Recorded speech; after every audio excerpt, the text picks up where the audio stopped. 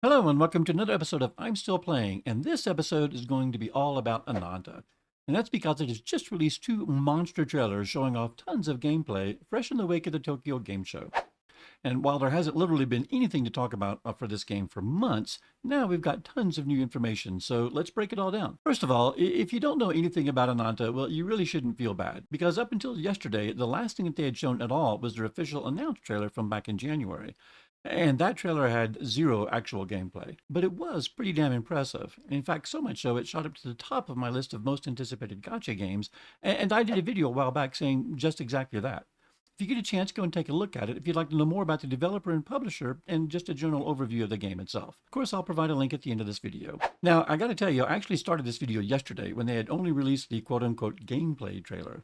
But then, overnight, they released 10 full minutes of gameplay, providing even more information and even a better look at the game. So, yeah, of course, I pretty much had to start over. However, though, before we dig into those trailers, we have to comment on the absolute biggest news that was just announced, according to an article published by Japanese gaming site Famitsu. And that is that there is going to be no character gacha in Ananta. That's right, no character banners, no pulls, no 50-50. Instead, they're going to monetize around cosmetics and customizations.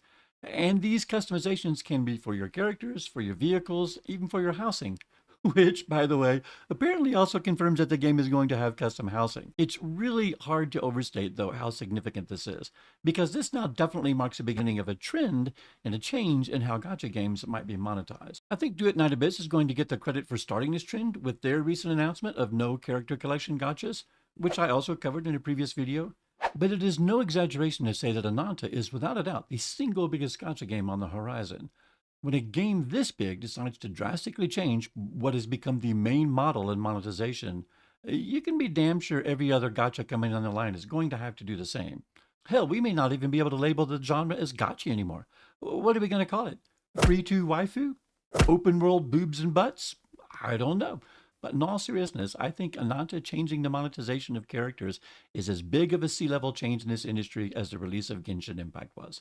No lie. All right, so that's enough about the earthshaker that was the monetization announcement. Let's dig in on those trailers. First of all, let's talk about this world. And oh my damn, I really can only think of one word to describe it. Immense. You know what? I take that back. Two words. Immense and gorgeous. You know what? Fuck it. Three words. Immense, gorgeous, and detailed. Because, I mean, seriously, as I'm walking through this trailer, I'm just having to repeatedly pick my jaw up off the ground at just how freaking huge and in-depth and detailed this world is. Now, it does remain to be seen how freely you're going to be able to move, between indoor and outdoor spaces.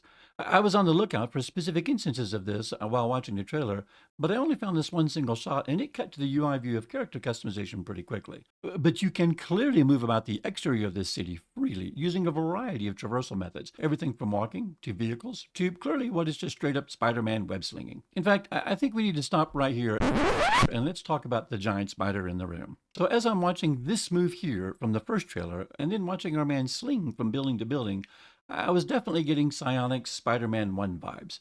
But then, when the second trailer came out, well, those feelings went from vibes to just straight up, no, holy shit, this is anime Spider-Man. I mean, the street fighting, the web grappling of enemies to you, using the webs to pull yourself around and through things. Hell, the MC himself even sounds like Peter Parker with his nonstop retinue of clever quips and comebacks. Wow, that gift was a real banger. Now, don't get me wrong, Psionic Spider-Man was a frickin' fantastic game. You could definitely do worse in terms of games to be compared against. But in watching this longer trailer especially, I got to admit, I was kind of wishing it didn't feel so much like Spider-Man. But you know what? There's lots of narrative, there's lots of story, missions, customizations. It's going to be a big game. So I guess we'll see how derivative it actually is when it comes out. And speaking of combat, we were, weren't we, talking about combat? Well, if we weren't, we are now. In these trailers, they've given us a lot to chew on. First of all, there are the street fights. And these all look kind of roughly the same. It's a lot of closely coupled animations with punching and kicking and rolling, even making use of the environment in clever ways.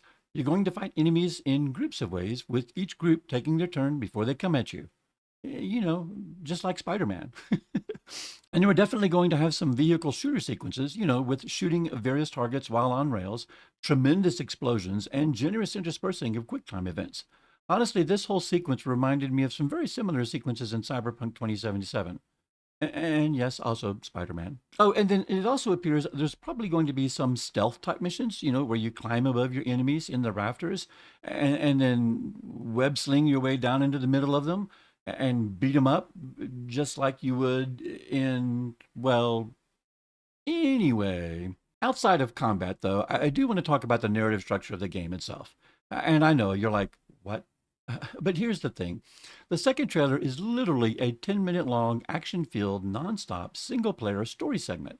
And yeah, I know, we probably shouldn't draw too many conclusions from this because Lord knows Honkai Star Rail and Wuthering Waves have tons of story sequences that last that long and longer. But these games still feel like gacha games.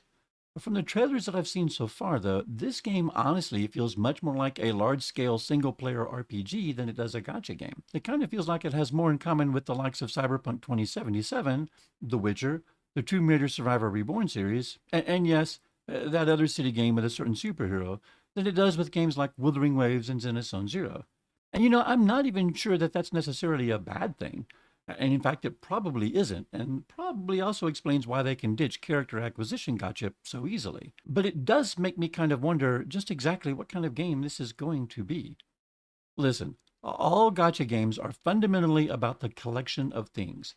Whether those things be anime waifus, or mechs, or fighting monsters, ultimately the game loop is get you involved in the game loop, release items that you want related to completing the game loop, and then monetize on you acquiring the items that they release. Single player RPGs, though, more typically monetize a little bit differently. Basically, you have the upfront purchase of the game, you play and complete the story, they provide sandbox activities to keep you playing while they create new story content, they release said new story content, and then you go and purchase it. Rinse and repeat. And I gotta tell you, from what I've seen of Ananta so far, it looks much more like a game that's going to have a single player RPG loop than a gacha collection loop. I guess we're going to find out. Speaking of collections, though, we do want to take a look at these characters. First of all, in keeping with what I think is the single player narrative focus that this game is likely to have, it looks like they've done away with the notion of a female MC altogether. And honestly, while I am disappointed, because I always prefer a strong female protagonist, look, I'll take Lara Croft over Nathan Drake any day of the week, I'm not especially surprised, especially if you're focusing on a cinematic story experience. To build all of these super tightly coupled sequences, animations, fights, and segments in such a way that they would work with two entirely different protagonists, well, let me tell you, that's ungodly expensive. And as you can clearly see, they need that budget, for cinematic sequences and vehicle explosions. However, they do clearly show that you have the ability to switch viewpoints from one character to another, so you're not going to be locked behind Chad the whole time. But it is going to be interesting to see exactly how much the game forces you to play as Chad versus allowing you to play as the character of your choice, which clearly is always going to be whoever this character is. Although, I gotta kind of admit, I already love this character too, whoever she is. Seriously, hats off to the entire Naked Rain character design and animation team. These characters look fantastic, and they are absolutely oozing with personality. Male MC or not, I honestly can't wait to play all these characters and to see the entire crew in action. Okay, so I think that mostly covers the high points of what we saw in these two trailers. There are still tons of things I want to know about. How good is the vehicle driving? Are they going to have some system where we can freely hijack cars? Do the cops come after you? What about that player housing, if it does in fact exist? How's that going to work? Besides this heavily scripted, long drawn out driving sequence, which admittedly looks fantastic, but what else am I actually doing in this game? I still don't feel like I have a really good feel for that. And then, most importantly, when is the damn thing actually going to come out? I think that's going to do it for this episode of I'm Still Playing. If you want to see my earlier comments on Ananta, along with some of the other gotchas I'm looking forward to, please check out the video in the lower left-hand corner of your screen. And let me know if you're now even more excited for Ananta, or actually less so. Until next time, though, whatever you're playing, play hard. And cheers.